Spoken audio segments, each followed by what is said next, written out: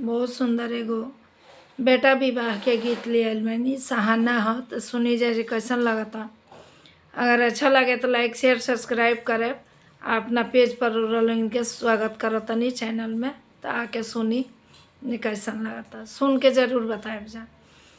सुंदर दुल्हा हो तू ता बड़े चोना करेला। सुंदर दुल्हा हो तू ता बड़े चोना करेला। अपना मम्मी के देखी तू ता मुहा विजय कावेला।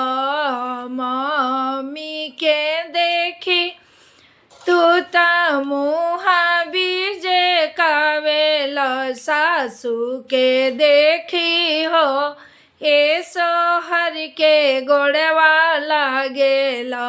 सासू के देखी हो ए सोहर के गोड़वा लागेला। सुंदर दुल्हा हो तू ता बड़े चोना करेला। अपना भाभी के देखी तू ता मुहा फेरी लिहला।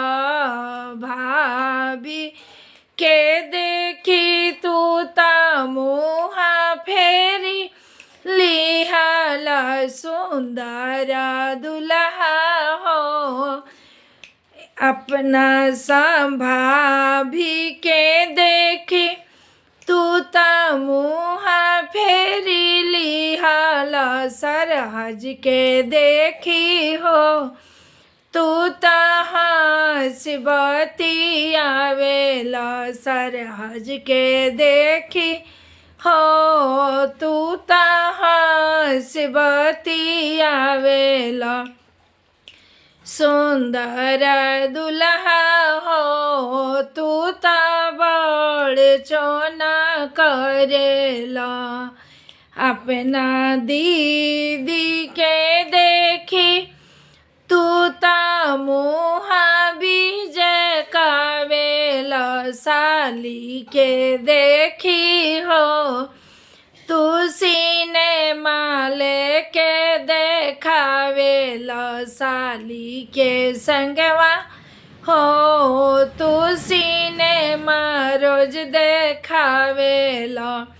सुंदर दुल्हा हो तू ता बड़े चोना करेला। सुंदर दुल्हा हो तू ता बड़े चोना करेला।